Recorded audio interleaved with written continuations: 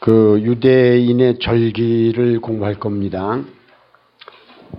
이 절기는 사실은 구약 성경 전체를 흐르고 있고 또 그것이 신약 성경에 와서 예수 그리스도에 연결되기 때문에 우리가 절기를 공부하는 것은 큰 의미가 있습니다. 여러분들이 이 절기를 공부하는 동안 가능하면은 빠지지 말고 매 시간 잘 참석해 주시고, 여러분 보고 참석해 달라는 건 저를 위해서가 아니고 여러분을 위해서입니다.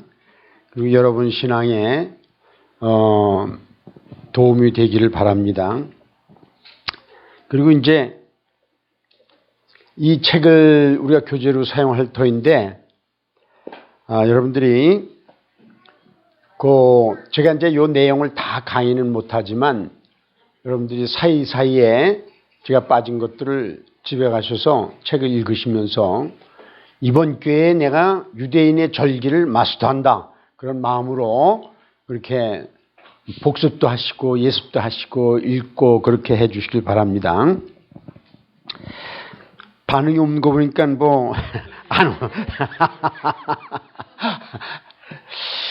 자, 우리가 성경 한 군데를 보겠습니다. 출애굽기 23장입니다.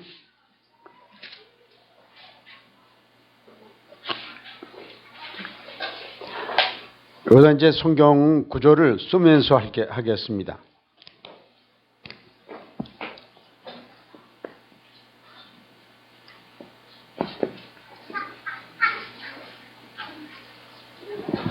출애굽기 23장 14절로 17절. 이 출애굽기 23장의 내용은 이렇습니다. 하나님께서 이스라엘 백성들을 애굽에서 건져내신 후에 시내산으로 인도하셨고, 시내산에서 하나님께서 이스라엘 백성들에게 율법을 주시고 또 성막 짓는 법을 가르쳐 주시고 그들이 어떻게 살아가야 될지를 알려주셨는데 그 목적은 두 가지입니다. 하나는 거룩하게 살아라. 또 하나는 그런 삶을 살면서 그 삶을 거룩함을 전혀 모르는 이방인들에게 전하라라는 겁니다. 그런데 그 거룩한 삶을 살고 이방인들에게 복음을 전하라고 하시는 그 말씀 중에 예를 들면 출애굽기 20장에서 하나님께서 이제 율법을 주시기 시작합니다. 그래서 출애굽기 이제 홍해를 건넌 다음에 시내산에 도착한 게 출애굽기 18장입니다. 출애굽기 19장에서 하나님이 연기 가운데 불 가운데 그런 큰 소리 가운데 임하시고 그 다음에 출애굽기 20장에서 이제 법을 주십니다. 이거는 출애굽기 20장에서 뭘 주시냐면 10계명을 주시는데 이 출애굽기 20장의 10계명, 그 다음에 21장, 22장, 23장, 24장에서 율법을 주시는데 이거는 세계의 역사를 바꾸는 겁니다.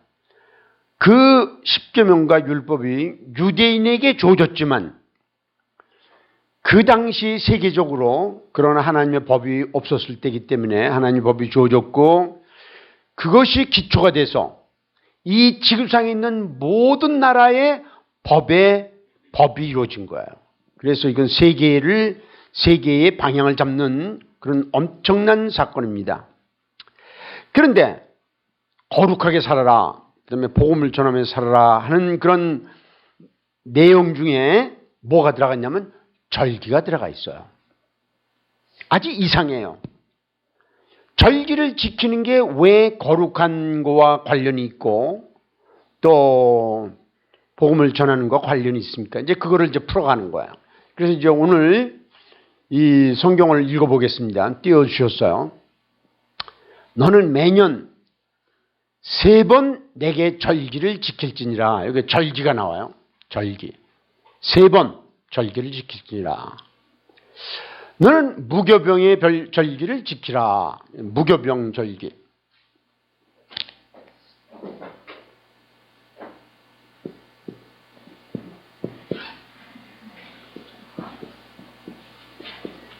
무교병의 절기를 지켜라. 그 다음에 내가 네게 명령한 대로 아비벌의 정한 때에 1해 동안 무교병을 먹을지니 이는 그달에 네가 애굽에서 나왔음이라. 빈손으로 내 앞에 나오지 말지니라. 그 다음에 16절 16절을 올려주세요. 그 다음에 두 번째 맥추절을 지키라.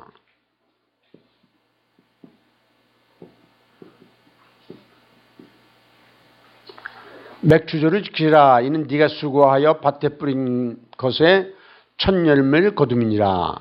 그 다음에 세 번째 수장절을 지키라.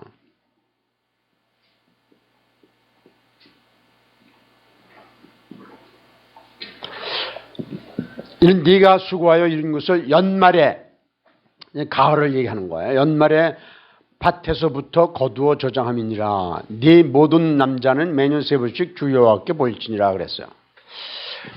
이 말씀에 의하면 유대인들은 1년에 3절기를 꼭 지켜야 돼요. 그리고 남자는, 여기서 남자는 20세 이상 된 남자를 가리켜요.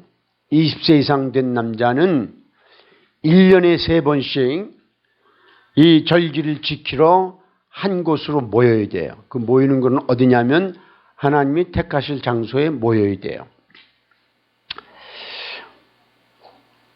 그런데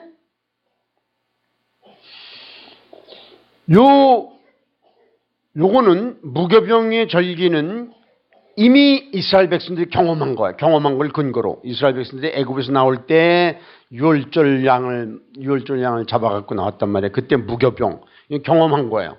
맥추절과 수장절은 미래에 관한 얘기예요. 아직까지 이스라엘 백성들이 경험하지 못한 거예요. 그런데 그 재미있는 거는 이 책에 유대인의 절교 예수 그리스도 책에 본문이 어디냐면 성경 본문이 어디냐면 레위기예요. 레위기 23장.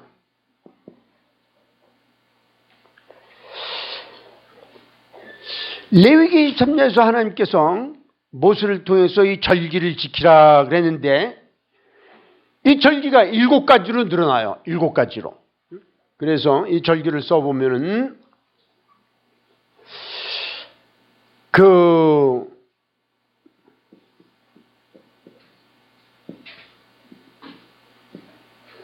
유월절, 무교병의 절기, 그 다음에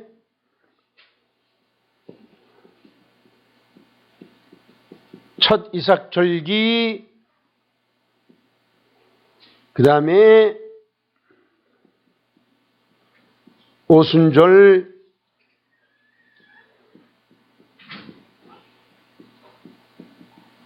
나팔절,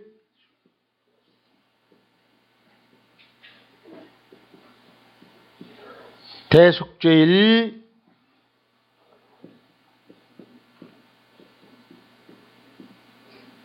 초막절 이렇게 이제 7가지예요. 그래서 이 책에서는 레위기 23장을 다룬 거예요. 그래서 이제 7가지 절기인데 그러면 하나님께서 왜 출애굽기에서는 3절기를 얘기하셨는데 레위기에서는 7절기를 얘기하셨냐 이거예요. 그걸 이제 우리가 구분해야 돼요.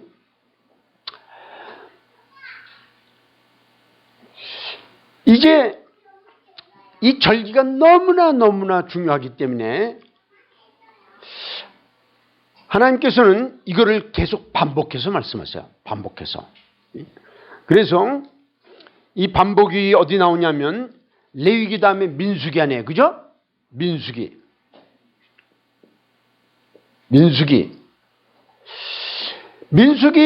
28장서부터 29장 사이에 또 절기를 다뤄요.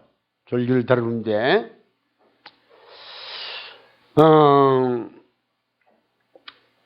그 절기를 보면은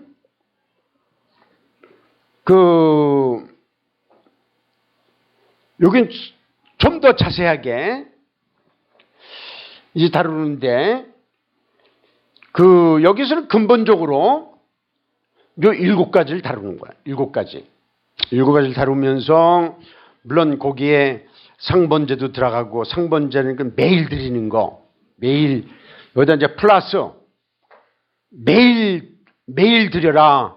아침에도 드리고 저녁에도 드려라. 이제 그러는데 그거는 절기는 아니잖아. 매일 드리는 거니까. 그래서 그 절기에 빼고, 그래서 결국은 민수기 28장, 29장에서 요 7가지 절기를 다뤄요. 그 다음에 민수기 다음에 무슨 책인가요? 신명기죠, 그죠? 그 다음에 이제 신명기인데,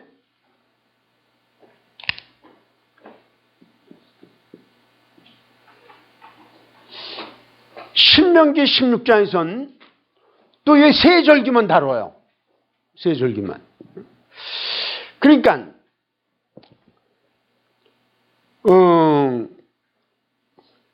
첫째는 우리가 이걸 통해서 뭘 알 수 있냐면, 첫째는 이 절기가 엄청나게 중요한 거야. 그래서 이 창세기를 빼놓고, 모세오경 중에서 창세기를 빼놓고 출애굽기, 레위기, 민수기, 신명기에서 이 절기를 다 다루는 거야. 이제 우리가 사복음서를 보면 예수님이 십자가에 죽으시고 부활하시는 건 너무나 중요해요. 그래서 그 사복음서에서 다 다루시는 거야. 사복음서에 보면 어떤 거는 네 사복음서에서 다 다루지만 어떤 거는 다 다루질 않아요. 예를 들면 그 예수님께서 베드로에게 가서 물고기를 잡아와라, 입을 열어보면 거기에 한 세겔이 들어있을 거다, 이런 거는 마태복음밖에 없어요. 그런데 사복음서에서 4번 다 나온다는 거는 엄청나게 중요하다는 거예요. 그런데 이 모세오경에서 이제 창세기는 빼놓고, 왜냐하면 창세기는 출애굽 전이니까 창세기 빼놓고 4책에서 출애굽기, 레위기, 민수기, 신명기에서 다 절기를 다루고 있는 거예요. 그러니까 절기가 이렇게 중요한 거예요. 그런데 아까도 말씀드렸지만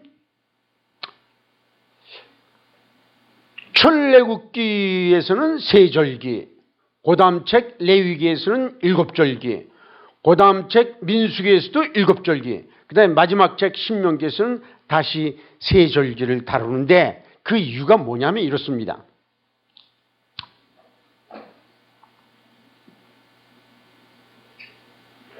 요 3절기, 앞에 3절기는 언제 일어나냐면 무교병의 절기를 지킬 때 같은 시기에 일어나는 거야. 같은 시기에. 그러니까 무교병의 절기를 지킬 때 그 안을 파고 들어가면 뭐가 들어갔냐면 3가지가 들어가 있다는 거예요. 그러니까 요 절기를 크게 얘기하면 무교병의 절기 혹은 유월절 그러지만, 그 안을 파고 들어가면 그 안에 3절기가 들어가 있다는 거예요. 그러니까 요거하고는 같은 거예요. 그 다음에 맥추절은 오순절이에요. 수장절은 가을이 일어나는 건데, 가을에 요 나팔절하고 대속죄일하고 초막절은 같은 달에 일어나는 거야. 같은 달에. 그래서 요 3절기는 요 수장절하고 연루가 되는 거야.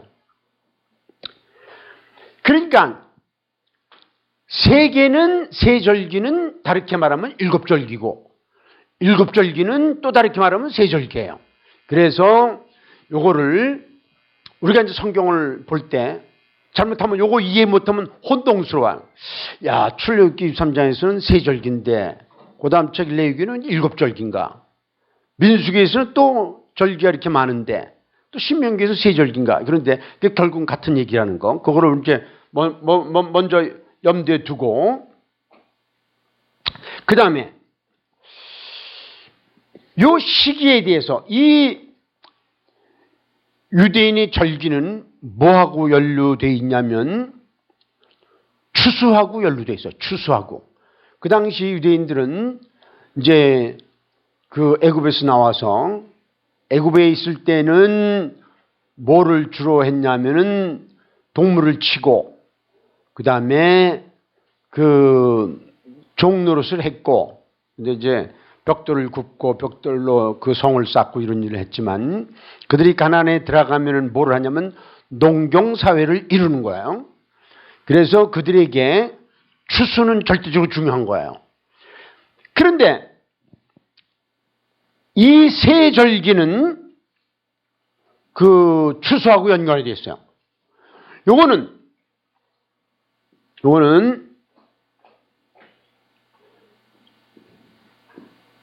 보리 추수하고 연관이 되어 있고, 요거는 이제 여러분들이 내가 바라기는 요 세 절기하고 요 추수하고 꼭 여러분들이 기억을 해 두시면 좋아요. 그 다음에 여기 맥주절은 밀 추수하고 연결됐습니다. 밀. 그 다음에 수장절은 가을 추수기 때문에 이제 모든 곡식을 모으는 거예요. 그래서 이때는 다른 한국으로 치면 한국은 이제 벼농사가 주농이니까 가을에 벼를 수확하고 쌀을 수확하고 그 다음에 과일을 수확하고 그런 좀 풍성한 계절이에요. 이게 이제 요것이 요 절기가 수장절이 확대돼 갖고 나중에 뭐로 연결되냐면 추수감사절하고 연결되는 거야. 그래서 이제 미국에서 추수감사절이 시작됐는데 그들이 그 시작을 어디에 근거를 두냐면 성경 말씀에 근거를 두는 거예요. 그런데 그 유대인들은 요걸 조금 내가 이제 칸이 필요해서 요걸 조금 여기 조금 칸을 유대인들은 이제 그 1년에 물론 뭐 똑같이 12달인데 1년에 12달이 있는데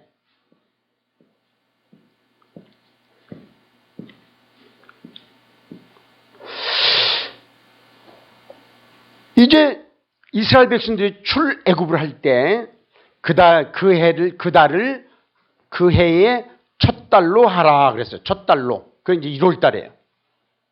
1월 달인데 그 다음에 이제 2월 이렇게 쭉 나가는데 이거를 뭐라고 그러냐면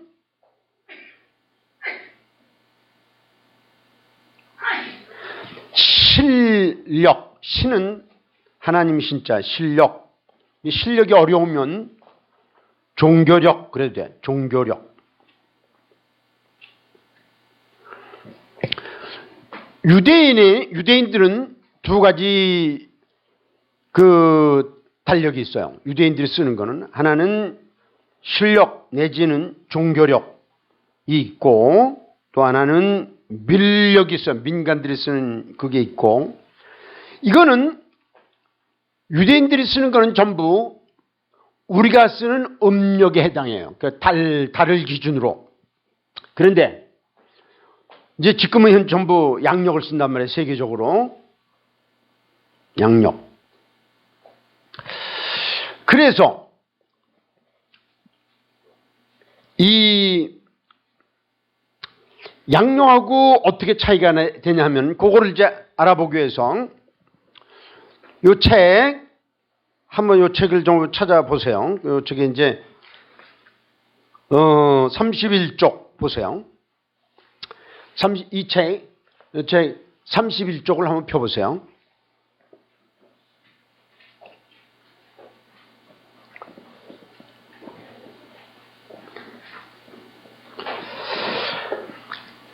(31쪽) 보면은 31쪽 맨 위에 보면은 거기에 이제 실력과 양력이 나와 있죠? 그 책에. 그 실력 옆에다가 가로하고 종교력 이렇게 써놔도 괜찮아요. 종교력. 응? 이 책에다가 그 좀 책을 이제부터 막 그냥 보고 줄치고 막 쓰고 막 그래 지저분하게 좀 사용하세요. 책이 깨끗하면은 공부를 안 해준 거예요. 책 좀 더럽게 막 쓰세요. 그런데 실력으로, 이 좀 발음이 그렇죠. 실력. 사람이 실력이 있다는 거로 들려. 그러니까 종교력으로 쓸게요. 말을 하기 쉽게. 종교력으로 1월 달이 양력으로는 언제냐면 3월 내지 4월이에요. 그래서 우리가 이제 고난주간 부활절 지키잖아요. 고난주간 부활절은 대개 3월달 내지 4월달이에요. 그런데 그 고난주간의 시작은 어디냐면 6월절이에요. 6월절은 1월에 그 종교력으로는 1월달에 생기는 거고, 그런데 우리가 주님의 고난주간 부활절은 3월 내지 4월이에요. 그렇게 차이가 있어요. 그 다음에 종교력으로 3월 달에 뭐가 있냐면 초여름이라고도 그러고 혹은 늦봄이라고도 그래요. 이때 뭐가 있냐면은 그 맥추절이 있어요. 맥추절. 두 번째 맥추절. 이거는 양력으로는 5월달 내지 6월달이에요. 그 다음에 종교력으로 7월달에 가서, 양력으로는 9월 내지 10월이에요. 그 양력에 가서 9월달 내지 10월인데 이때에 가을의 절기들이 있어요. 그 위에 쓴 거를 보면 가운데 초여름 절기, 이건 단수예요. 이때는 하나밖에 없어요. 여기 보면은 여기 2에 맥추절 혹은 오순절. 그런데 봄의 절기는 복수로 되어 있어요. 봄의 절기들. 왜 그러냐면 봄의 절기들은 6월절, 무교병의 절기, 첫이삭 절기 세 가지가 있고, 그 다음에 7월 달에 가을의 절기들, 여기는 그 나팔절, 대속죄일, 초막절 이렇게 그 세 가지가 있어요.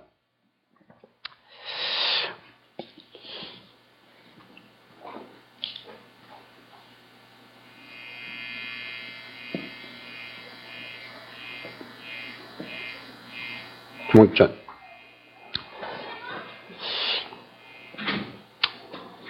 그런데 이 시기적으로 보면은 이렇게 이제 지금까지 우리가 1월 달 종교력으로 1월, 여기는 1월, 3월, 7월 이렇게 되는데 종교력으로 정확하게 따지면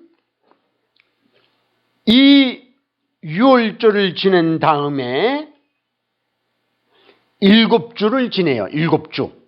7주를 지내면 한 주에 7일이니까 7, 49하네. 그죠? 7주를 지난 다음 날 맥추절을 지켜요. 그래서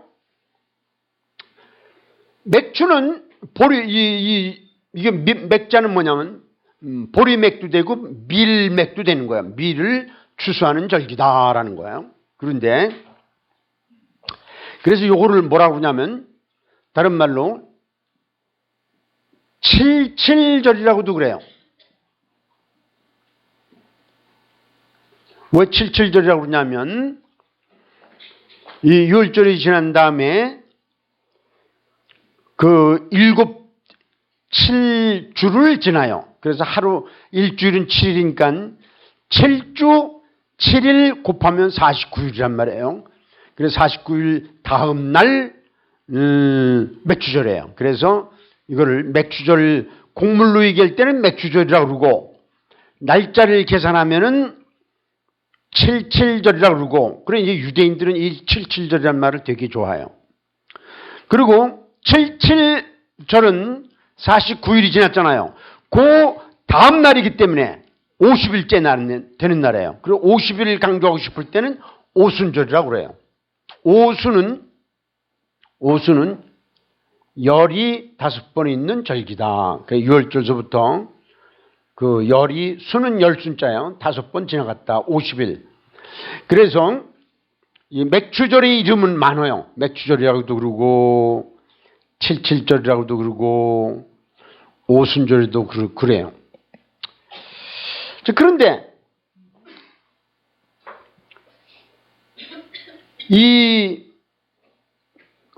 요때에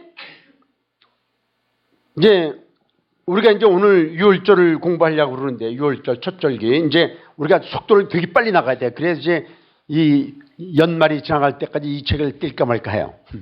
그래서 초속으로 제가 나갈 거예요. 초속으로 이렇게 나가는데 지금도 어마어마한 양을 우리가 커버한 거예요. 구약의 그 모세오경 중에 네 책을 다 커버한 거예요. 출애굽기, 민수기, 레위기, 출애굽기, 레위기, 민수기, 신명기를 커버한 거예요. 근데 이제 우리가 시간이 여유 있으면 일일이 찾아보면 참 재미있는데 그거 찾아보지 않고 그런데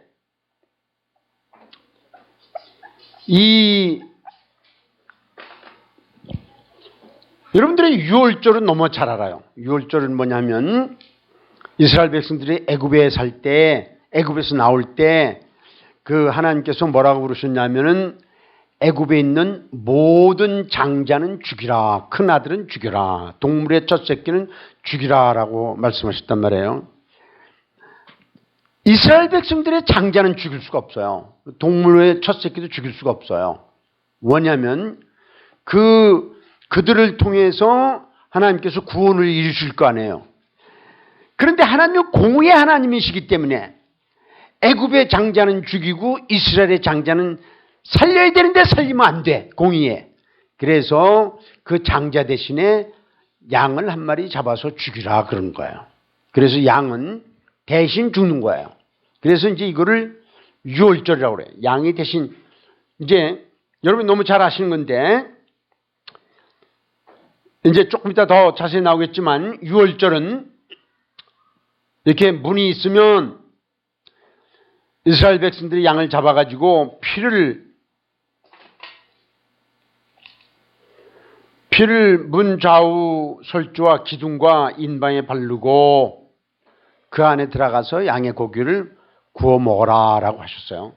그런데 이제 피가 이제 뚝뚝뚝 떨어질 거 아니에요. 여기도 피가 뚝뚝뚝 떨어지고 여기도 피가 뚝뚝뚝 떨어지고 피를 뿌렸으니까. 그래서 요거를 연결하면 이게 십자가예요.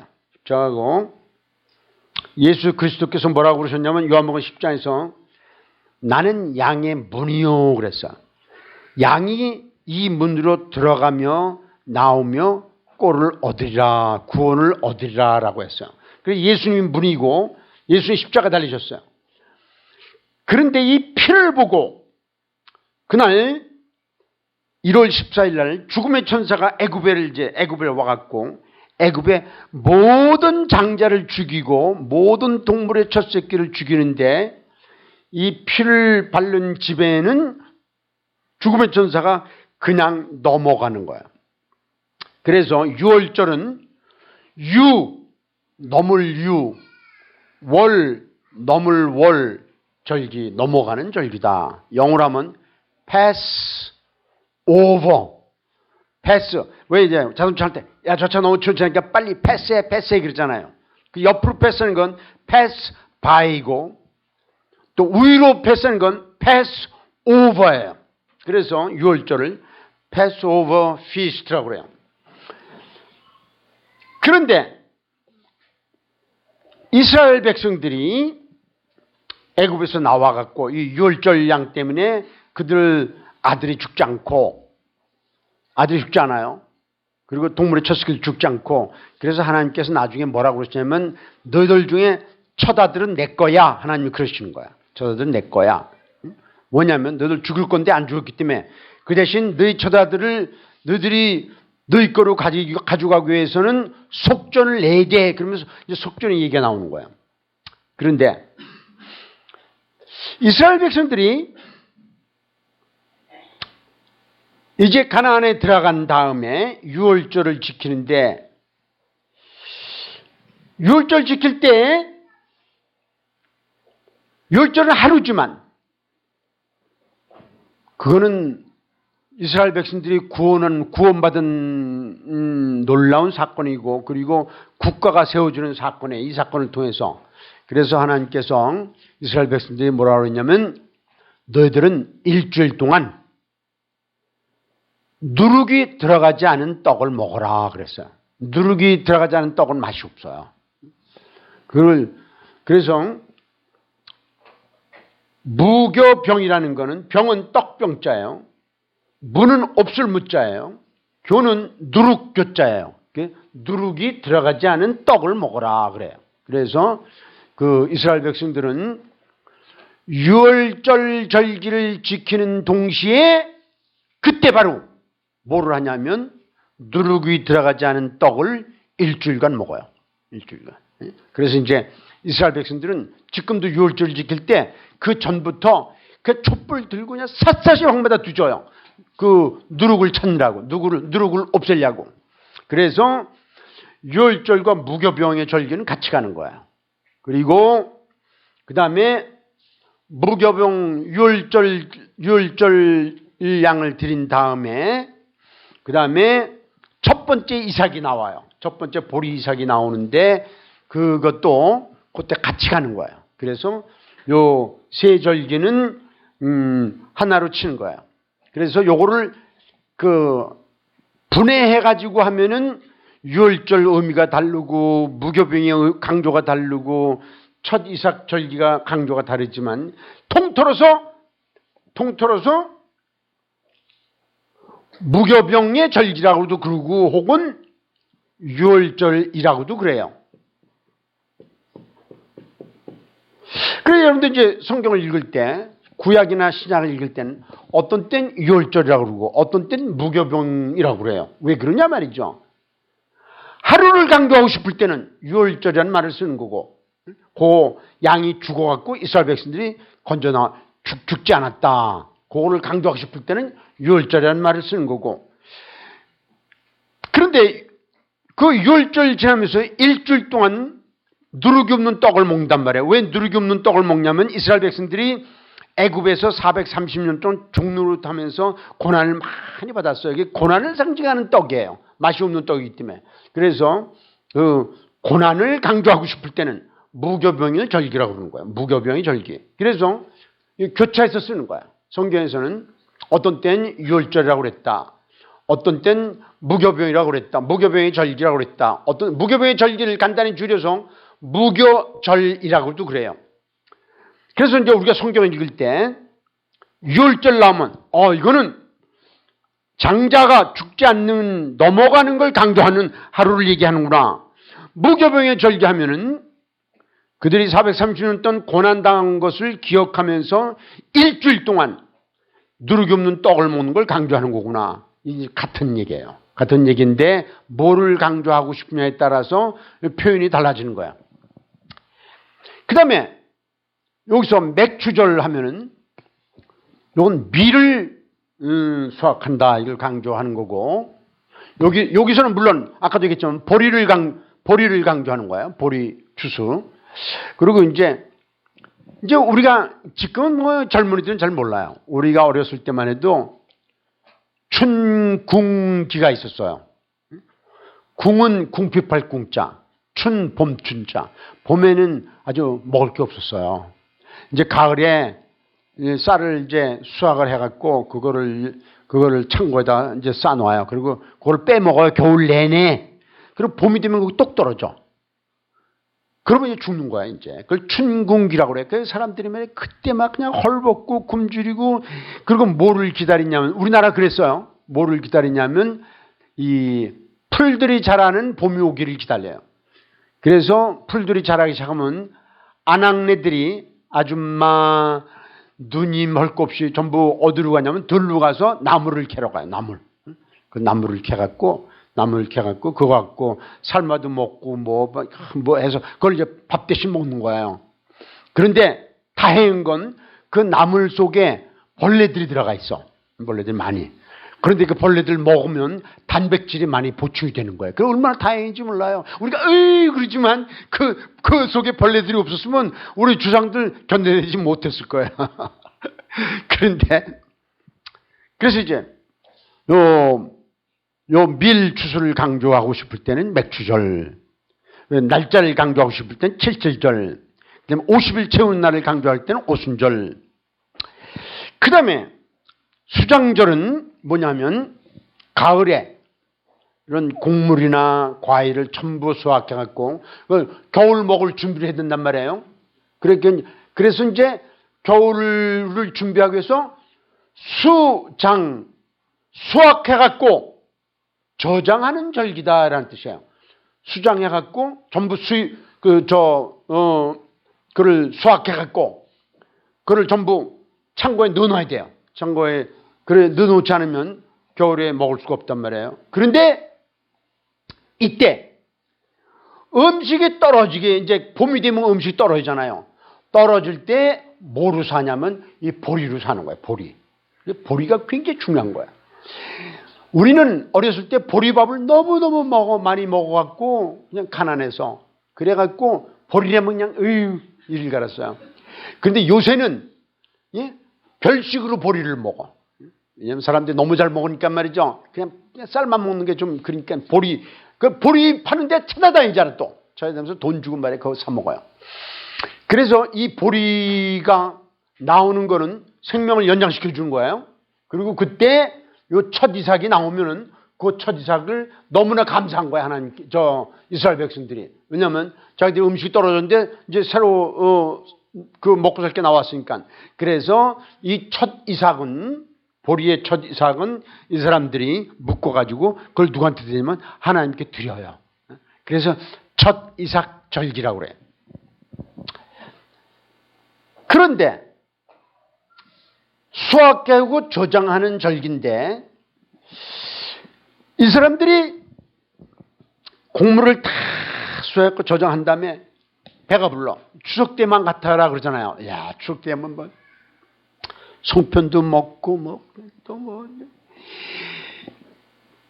사과도 먹고 배도 먹고 감도 먹고 그냥 한과도 먹고 그런데 배가 불러서 막 그런데 유대인들도 이렇게 가을에 음식을 전부 식량을 저장한 다음에 이거를 감사해야 돼요. 그래서 그들이 어디로 가냐면 성전으로 가요. 여기서 무교병의 절기를 지킬 때도 성전에 가서 며칠을 있냐면 7일 동안 있어요. 7일 동안. 그럼 무교병의 절기를 7일 동안 먹는 거야.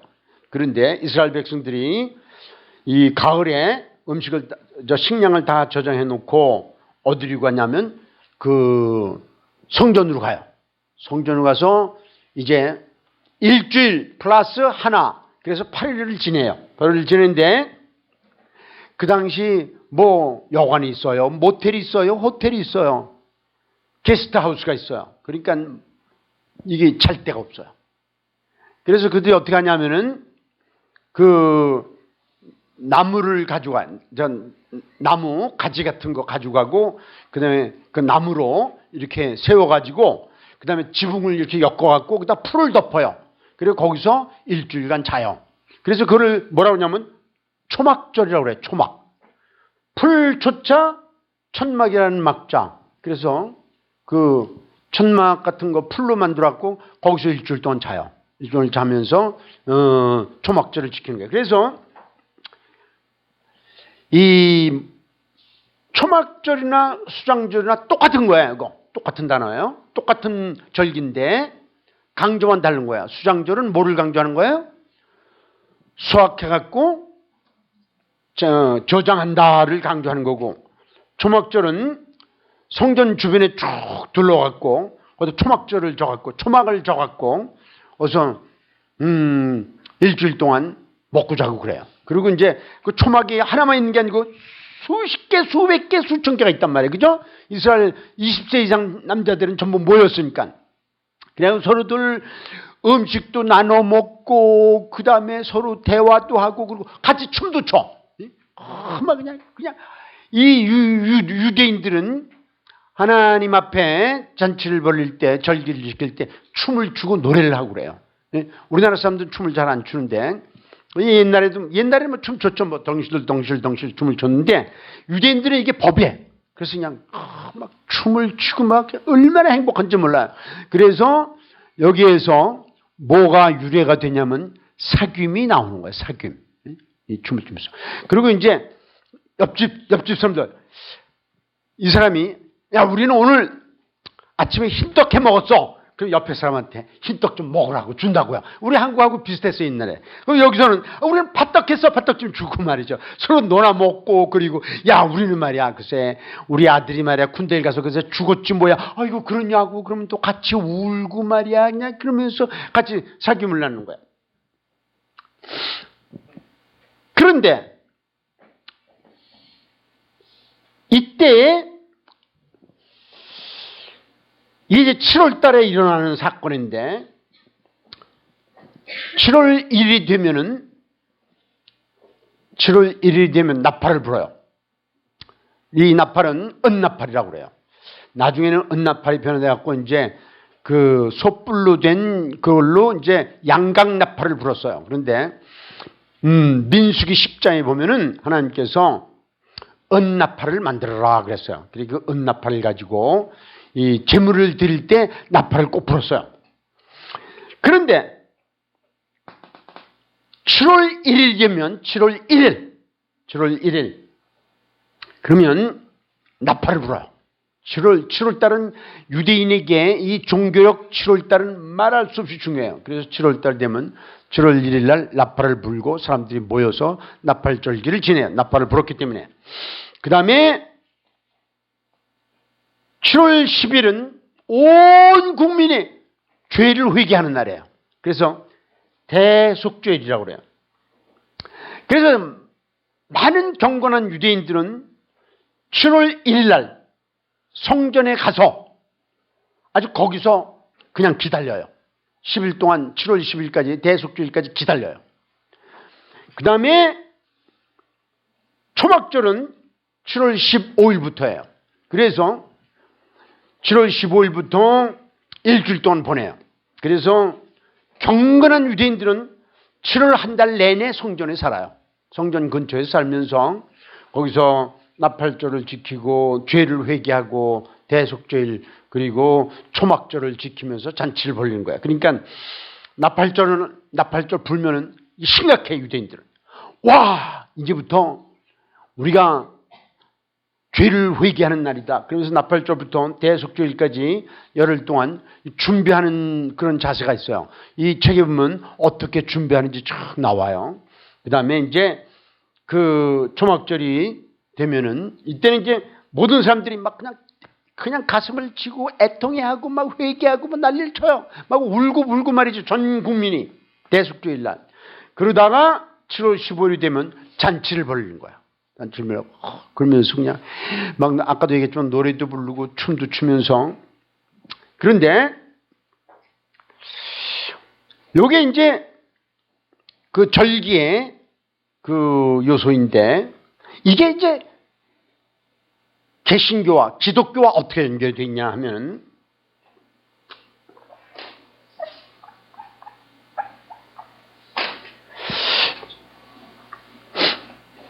6월절에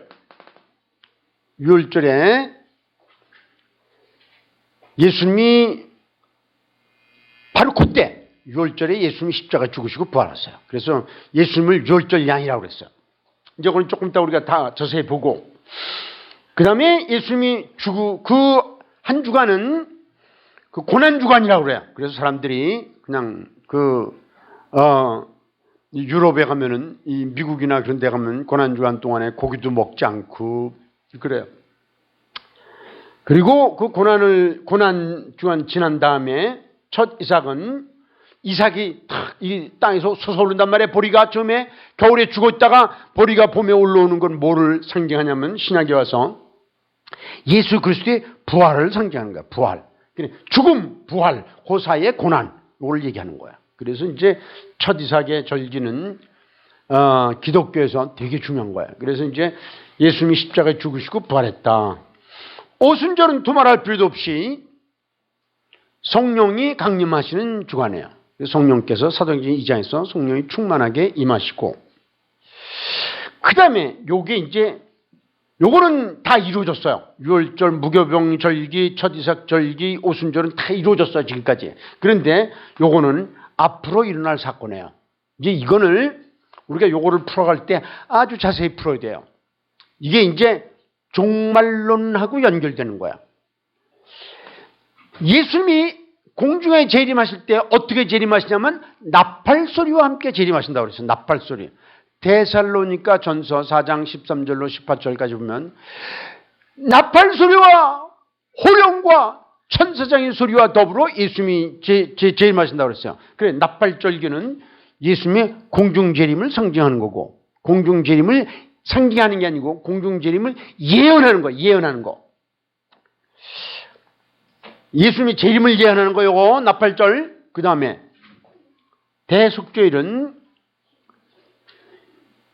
내가 이제 다니엘서 할 때 조금 나왔었는데 여러분 기억하실지 모르겠어요. 대속죄일 때 유대인들이 민족적으로 회개한다 그랬어요. 그 생각 나요? 안 나도 괜찮아요. 안 나면 당연한 거고, 나면은 여러분 특별한 사람들이에요. 유대인들이 아마겟돈 전쟁을 일으킨다고 그랬어요. 그죠? 아마겟돈 전쟁을 일으켜갖고 거기서 대패한단 말이에요. 대패하면서 하나님께 원망해요. 하나님, 우리가 당신의 선민인데 왜 이렇게 패합니까? 이 이방인들한테 말이야 우리가 졌습니다. 그리고 막 통곡하고 그럴 때 하나님께서 그들에게 성령을 부어주셔갖고 그들이 2000여 년 전에 십자가에 못 박은 예수 그리스도가 그들의 메시아라는 걸 깨닫게 해준다고 그랬어요. 그리고 그때 민족적인 회개가 일어난다고 제가 이제 그때 그 스가랴서 12장을 인용했어요.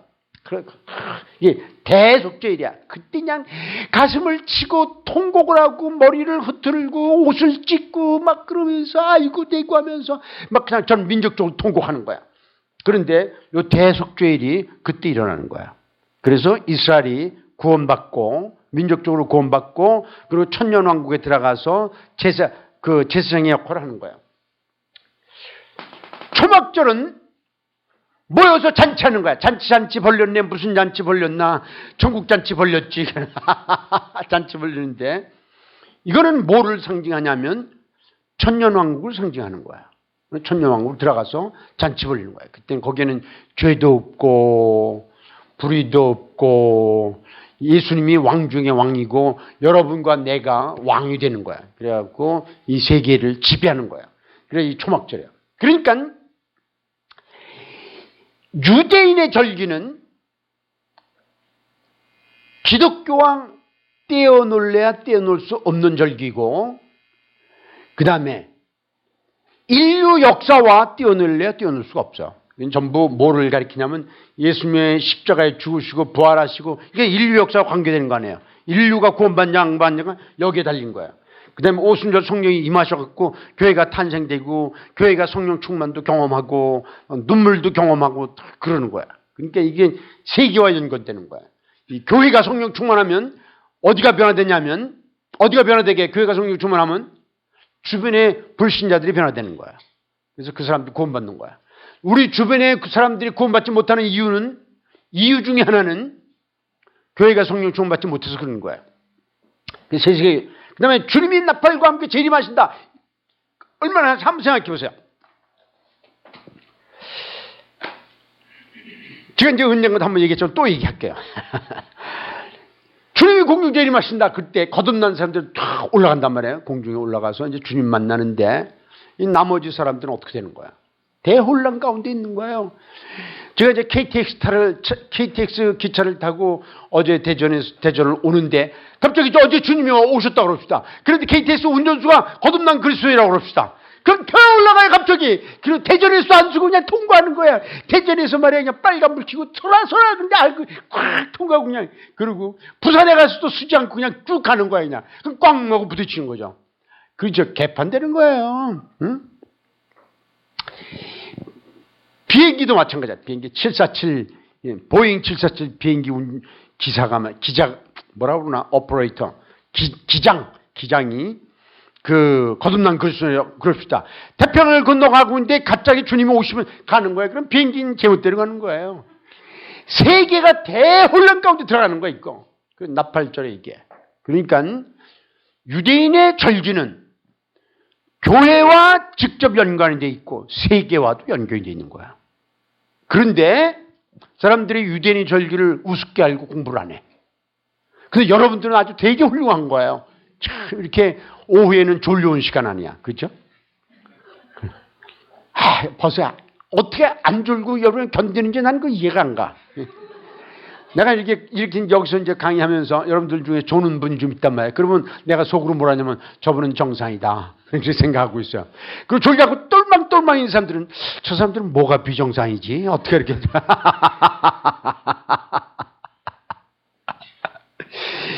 야, 제가 말이죠. 미국에서 이제 처음 유학 가서 공부를 하는데 매일 그냥 새벽에 일어나서 기도를 해요. 왜냐면 내가 주님의 종이 되려고 신학을 하는데 기도 안 할 수 없잖아요. 그죠? 기도. 거기는 한 학기 등록금 내면서 밥값도 한 학기 거를 미리 내요. 그럼 이제 아침, 점심, 저녁이 전부 공짜야. 그죠? 미리 냈으니까. 그리고 뷔페식이에요. 아침에 이제 아침에서 기도를 하려고 그러면은 탁 떠올라요. 그 맛있는 말이야. 소세지도 탁 떠오르고 햄도 떠오르고 그다음에 생선도 떠오르고 그다음에 그냥 마실 것도 탁 있단 말이야. 그러니까 제가 둘 중에 하나요. 밥을 먹으러 가든지 기도를 하든지. 기도하고 밥 먹고 두 가지 다 할 수 없어. 시간이 없어서. 그래서 내가 기도를. 야, 돈도 안 했는데 억울해. 안 먹으면. 그죠? 그런데 내가 주님의 종이 되려고 신학교를 왔어요. 그리고 밥이나 먹으면서 사진이나 찌면은 내가 무슨 주님의 종이야. 그래서 내가 점심, 아침 못 먹었어. 글쎄. 12,000년 동안 한 번도 못 먹었어요. 지금도 억울해. 그 새벽에서 기도, 저거, 그 첫 수업이 8시에 수업 들어가고. 근데 그냥 영어로 수업 듣는 게 너무 어려워. 저는 그냥 영어 실력이 없어갖고 잘 안 들려. 그래. 그냥 열심히 되고 그냥 점수 뺏겨 쳐요. 그래, 그냥 죽을 똥말똥하고. 그러고 수업 끝나면 또 채플 들어가요. 그 의무에 채플. 가서 설교를 듣고. 그 다음에 이제 끝나면 점심시간에. 야, 배고픈 김에 좀 먹자. 신나게 먹어요. 배불러. 그리고 1시 수업이 있어요. 근데 1시 수업이 아주 중요한 거예요. 비평적 구약개론인데 내가 이제 맨 앞에 앉았어요. 잘 들으려고. 그런데 한 학기 동안 계속 잤어요.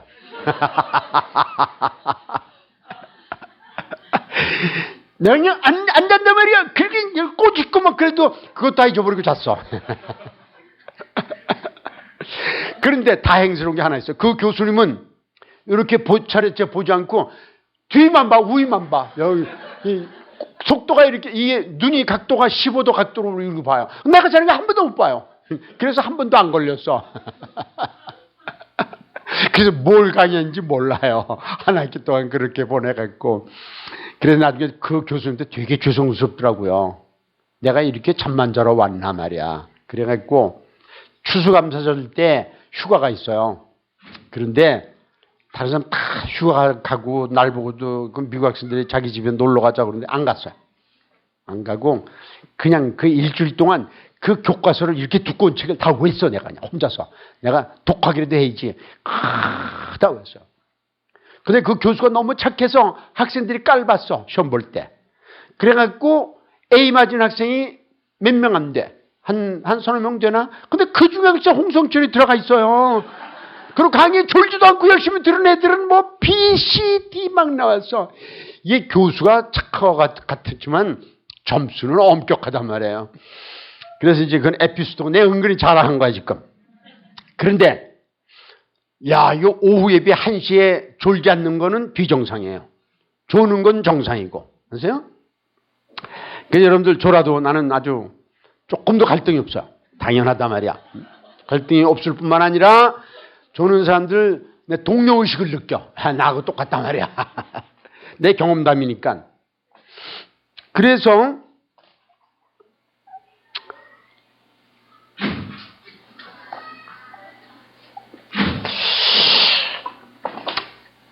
이제 복습을 좀 하겠어요. 여러분들 아주 이 시간에 왜 버려? 집에 가서 뭐 일 시간도 없어.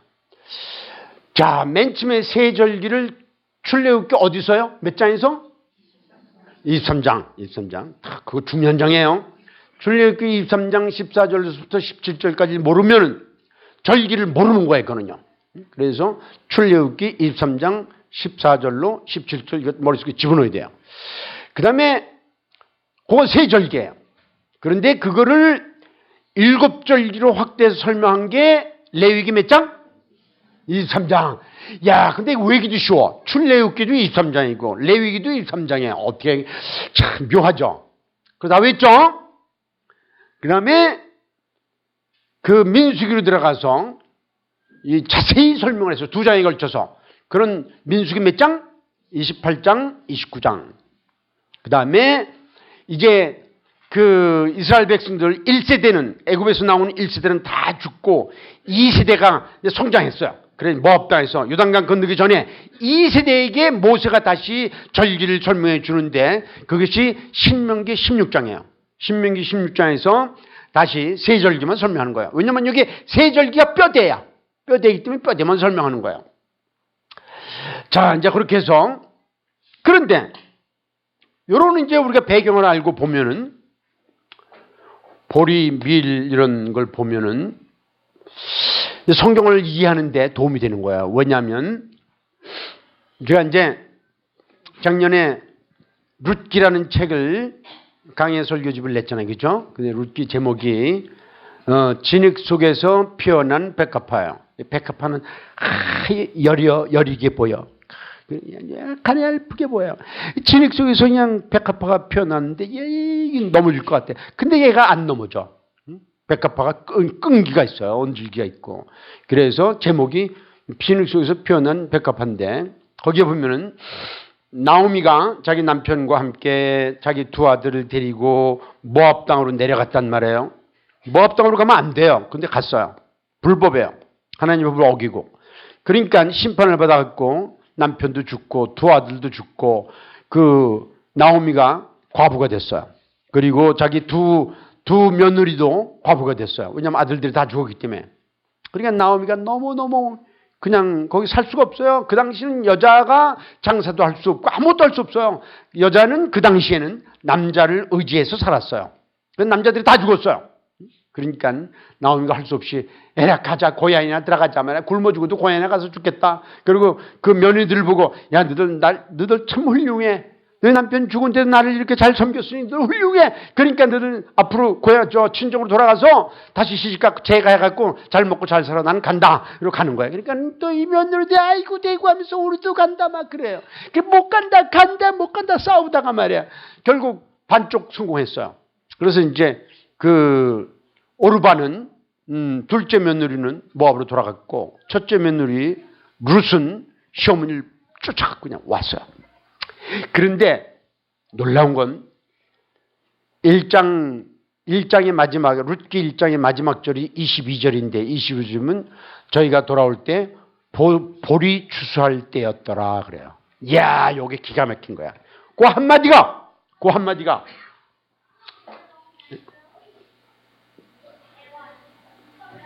볼이 추수할 때가 되었다라는 건 뭐냐면 우리에게 뭘 가르쳐줘요? 언제 왔다는 거예요? 절기로는 6월절에 왔다는 거예요. 6월절에.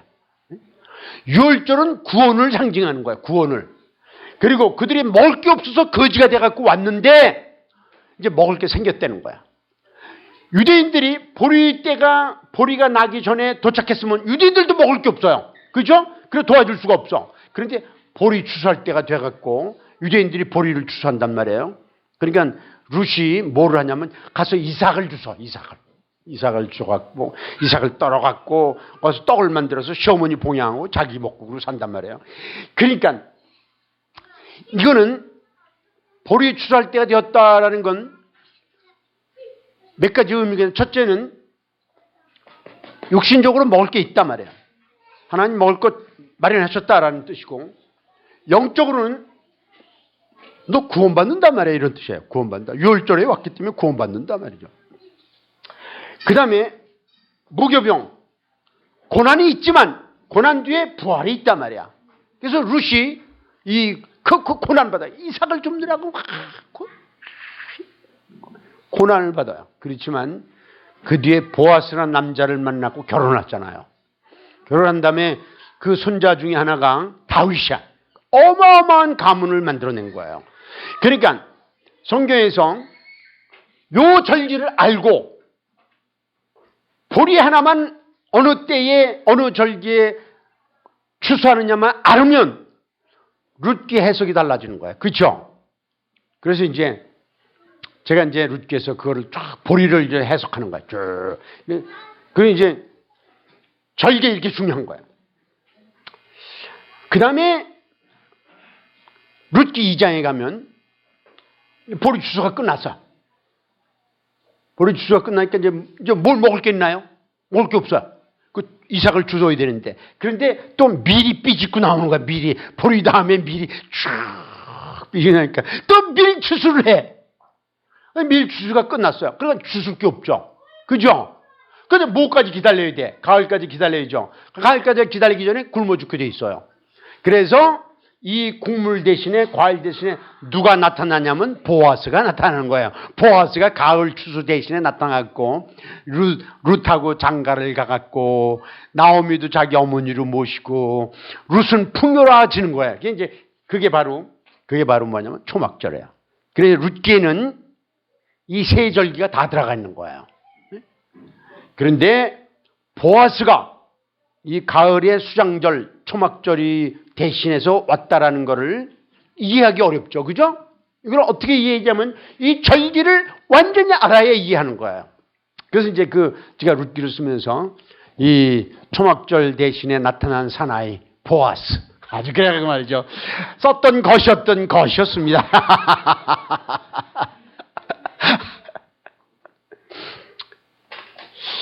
내가 이제 여러분들에게 절기의 이 중요성에 대해서 이제 이 강조하려다 보니까 별 얘기 다 나오네.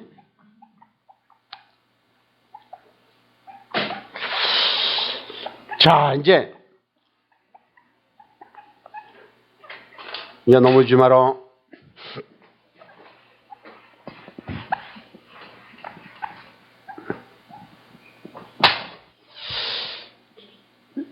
시간이 많이 갔지만 우리가 이게 시간이 많잖아요. 7절기를 한 주에 하나씩 풀면은 7주가 필요해. 그죠? 그런데 뭐 또 무슨 음악회도 있고 헌신 예배도 있고 그래서 다 따지면 6주에 오늘까지 포함해서 근데 고민만 해서 6주 동안 어떡하나 말이야. 혹시 여전도의 헌신 예배 1월 달로 밀면 안 되나 그런 생각도 하고 나 혼자서 별국일 다 해. 근데 내가 결정할 수 있는 권한은 하나도 없어요. 그래서 이제 시간이 갔지만 그래도 내가 6월절 할 거야. 그만할까요? 뭐 어떤 분은 와서 5시까지 했다며. 그러니까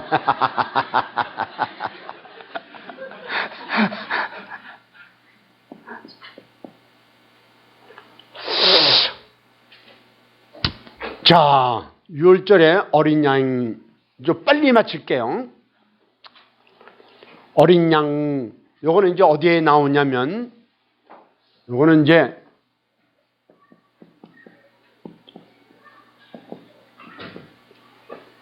출애굽기 12장 1절로 14절까지 나오는데, 이 어린 양은 1년 된 수컷 양이에요. 흠이 없어요. 쓰면서 해야지. 1년 되고. 수컷 양이고 그 다음에 흠이 없어야 돼. 이게 뭐를 가리키냐면 1년 된 양인 완전히 성숙한 양이다 이런 뜻이에요. 보통 요새는 양을 키우는 사람들은 8개월째 되는 때, 양이 8개월 될 때 교미를 시켜요. 새끼를 낳게 해요.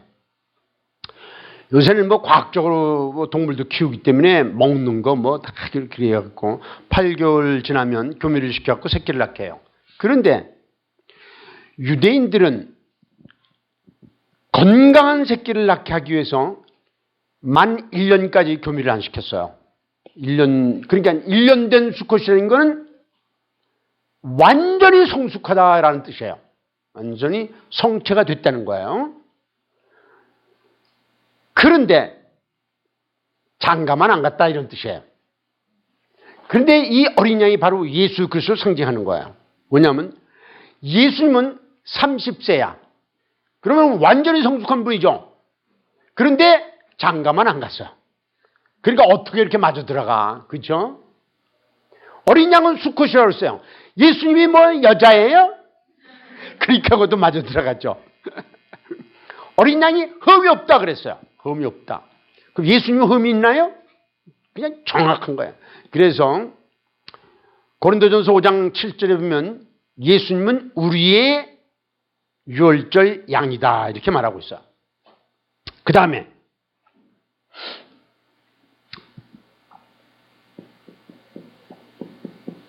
유월절 어린 양이 잡히는 시간과 날짜를 얘기하는 거예요. 이걸 보면 이 종교력으로 1월 10일 날 골래요. 사람들이 가서 양 1년 되고 수컷 양이고 흠이 없어야 돼요. 흠이라는 건 뭐냐면 뭐 애꾸눈이라든지 발가락이 5개가 아니고 6개 아니 양 발가락이 몇 개지? 하여튼 하나가 더 있다든지 하나가 부족하다든지 뭐 이제 아니면 살갗에 흠집이 났다든지 그러면 안 되는 거예요. 완전해야 돼. 그래 시간은 1월 10일 날 그 양을 한 마리 그걸 선택해요. 그거는 이제 선택받은 양은 억울해 죽겠는 거예요. 1년 됐기 때문에 흠이 없기 때문에 수컷이기 때문에 이제 죽은 거예요. 운명이. 그런데 이날은 1월 10일은 언제냐면 주일이에요. 주일. 일요일이에요.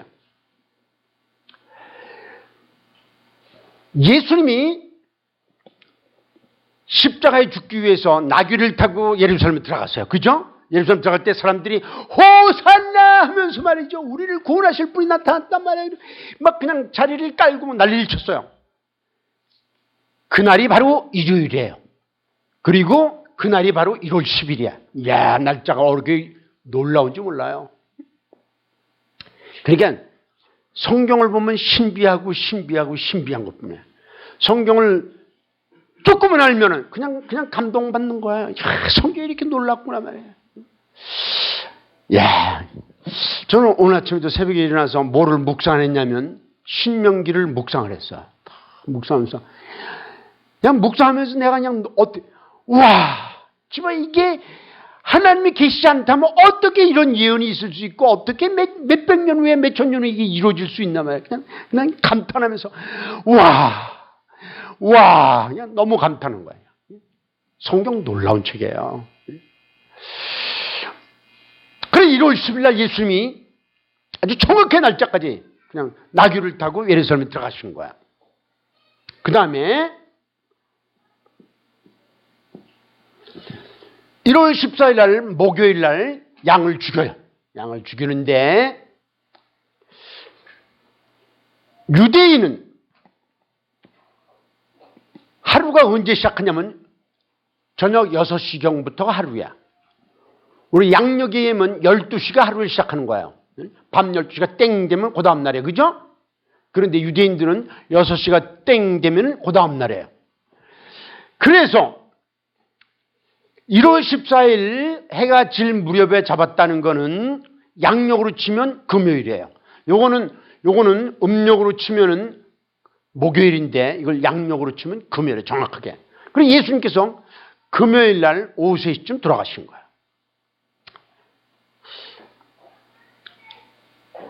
야, 여러분들은 이렇게 날짜를 얘기해도 놀라지 않는구나. 예. 그 다음에 이제 장소.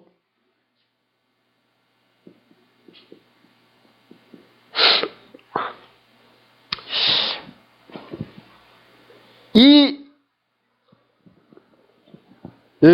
예수님이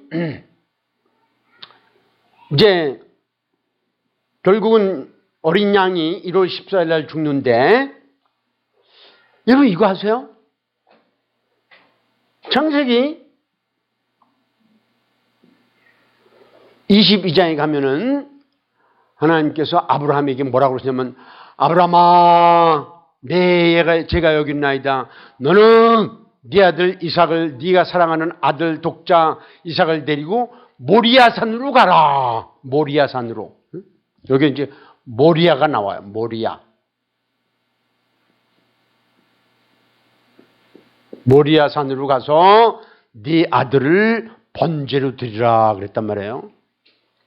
그죠? 그건 여러분 다 아시는 거죠. 그런데 그래서 아브라함이 자기 아들 이삭을 데리고 어디로 가냐면 모리아산으로 3일길을 가요. 그 다음에 그 모리아산에서 제단을 만들고 그 나무로 이렇게 단을 만들고 그 위에다가 이삭을 올려놓고 묶어가지고 올려갖고 칼을 빼갖고 죽이려고 한단 말이에요. 그게 모리아산이고, 그날이 언제인 줄 아세요? 아브라함이 이삭을 죽이려고 하는 날이 언제냐면 1월 14일이야. 성경이 놀라워요? 안 놀라워요?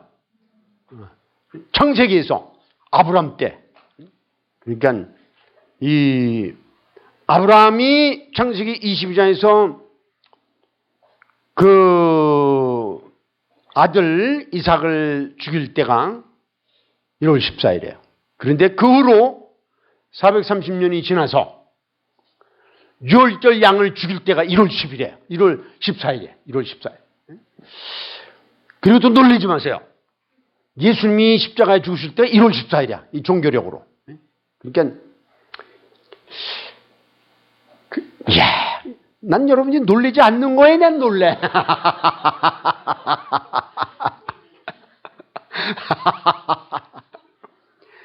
그런데 이게 성경이 말이죠. 이게 서로 약속하고 한 게 아니잖아요. 자연스럽게 한 거 아니에요. 그죠? 그런데 모리아산이 나오는데 이 모리아가 왜 중요하냐면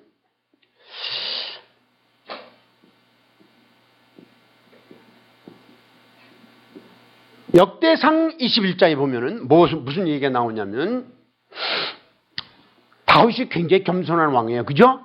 그런데 한 번 교만해졌어. 아니, 2번 교만해졌었어. 한 번은 우리의 아내 밧세바를 불러다가 그냥 그랬을 때 한 번 교만해졌고, 그럼 또 한 번은 언제인 줄 아세요? 또 한 번은 이 민족의 인구 조사를 했어요. 군인들 수를 조사해 와라 그랬어요. 요압 장군한테. 이제 이 역대상 21장 얘기예요. 야, 요압은 이제 그 장군이에요. 제일 가는 그 대장인데, 그 장군에게 가서 이 유대 민족과 유대 사람들과 이스라엘의 그 군대에 나갈 만한 수를 계수하라 그랬어요. 그런데 이게 왜 교만이냐면은 유대인들은 20세 이상 된 남자를 계수할 때 반드시 속전을 내야 돼요. 은 한 사람당 반세계를 내야 돼요. 그게 어디에 있냐면 출애굽기 30장이 나와요. 반세계를 내야 돼. 그러면 100사람이면 반세계니까 0.5세겔이니까 50세겔이 되고 1000사람이면 500세겔이 되고 이렇게 되는 거예요.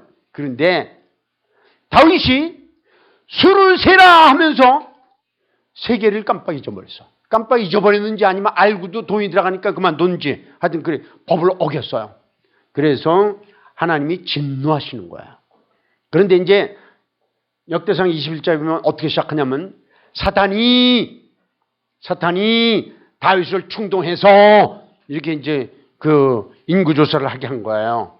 그래갖고 이제 그 인구 다 조사한 다음에 하나님이 진노하셨어요. 다윗에게 나타나서 너가 죄를 졌으니 너는 세 가지 심판 중에 하나를 택해라. 하나는 적군에 의해서 3개월 동안 고난을 당하든지, 하나는 질병으로 재앙을 당하든지 그 다음에 또 하나는 나로부터 직접 심판을 받든지 그럴 때 다윗이 내가 잘못했습니다. 그래도 하나님의 은혜가 많으시니까 하나님한테 심판을 받는 게 낫죠. 그래갖고 하나님이 심판을 7일 동안 심판을 선택을 했어요. 7일 동안 그냥 7만 몇 명이 죽었다고 그랬어요. 지금 우리나라하고 비슷해요. 그냥 그때 다윗 왕이 교만해져갖고 그냥 백성이 그렇게 많이 죽는 거야. 그냥. 우리나라도 그냥 대통령 때문에 나라가 그냥 어지러워. 그냥 어지럽고 그냥 고통이 많아져. 그런데 그래서 이제 다윗이 이제 회개하는 거야. 뭐라고 회개냐면 하나님, 죄는 내가 졌는데 왜 백성을 괴롭힙니까? 그러니까 훌륭한 왕이죠. 그죠? 하나님 백성을 괴롭히지 마세요. 제발 좀 나를 좀 심판하세요. 그래 하나님께서 그 기도가 가장해. 그래서 그 기도를 들어주시는 거야. 그리고 그 심판 7일이라고 그러는데 7일 반이 지났을 때 하나님께서 선지자를 통해서 해결 방안을 제시하셨어요. 그게 뭐냐면 너는 오르난이라는 신하가 그 밭을 갈고 있는데 그 밭을 사서 오르난이 쓰던 밭을 가는데 소가 필요하잖아요. 소를 갈고 그 밭을 가는데 그 소로 번제를 드리라. 그러면 내가 용서해 주겠다 그랬어요. 그래서 다윗이 그걸 가요. 오르난한테 가요. 오르난이 밭을 갈다가 이리 낄 그렇게 밭을 갈다가 왕이 나타나니까 오르난이 너무 놀라고 그냥 땅에다 절을 하고 왕이시 어떻게 여기까지 오셨나니까 그러니까 내가 네 밭이 필요하다. 가지세요. 아니야 내가 사야 돼. 그냥 가지세요. 사야 돼. 은전을 줘야 돼요. 왜냐하면 구약에서 구속이라는 건 산다는 뜻이에요. 뭐로 사야 되냐면 은으로 사야 돼 꼭. 이게 이제 구원론의 절대적인 거예요. 그래서 이제 오르난이 할 수 없이 밭을 팔았어요. 그리고 소도 사고 소가 끌던 기구도 사갖고 그 기구로 제단을 만들었어. 나무를 만들어갖고 그리고 불을 태우고 그 소를 죽여갖고 번제물로 드렸어요. 오르난 그 마당에다가 그 밭에다가. 그래서 이제 뭐가 끝나냐면 심판이 끝나요. 그런데 그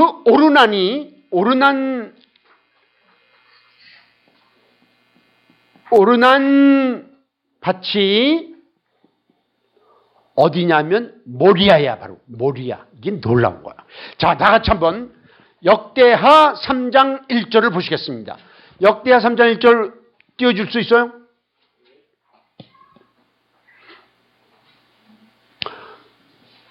왜 그래? 다현이 왜 그래? 채윤이 왜 그러고?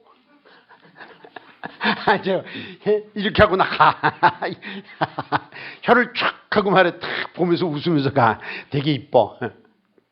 자, 역대하 3장 1절을 보시겠습니다. 솔로몬이 예루살렘 모리아산에 여기 나오죠. 모리아산에 여호와의 전 건축하기를 시작하니 그곳은 전에 여호와께서 그의 아버지 다윗에게 나타나신 곳이요 여부수 사람 오르난의 타작마당에 다윗이 정한 곳이라 그랬어요. 이 오르난 밭이 어디에 있냐면 모리아산이야. 모리아산. 거기에다가 솔로몬이 뭐를 세워요? 성전을 세워. 성전을. 그런데 그 모리아산에서 예수님이 십자가에 죽으시는 거예요. 그러니까 창세기 22장에서 모리아가 나오고 역대상 21장에서 모리아가 나오고 역대하 3장에서 모리아가 나오고 그런데 하나님께서 뭐라고 그러시냐면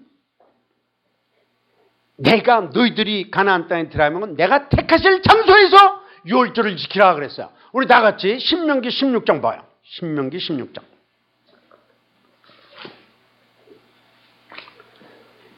신명기 16장 내가 몇 절인지 몰라서 지금 찾고 있는 거야.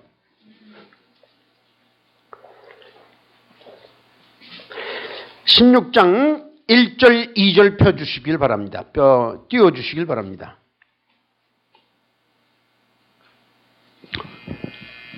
벌써 나왔네. 이야, 고마워요 장로님. 우리 장로님 짱이야. 자, 읽겠습니다. 아비보를 지켜. 아비보는 뭐냐면 1월이에요. 종교력 1월을. 네 하나님 유월절을 행하라. 유월절을 행하라. 이는 아비보레 네 하나님 여호와께서 밤에 너를 애굽에서 인도하여 내셨습니다. 이건 우리가 다 아는 얘기예요. 여호와께서 자기의 이름을 두시려고 택하신 곳에서, 여기 중요한 거예요.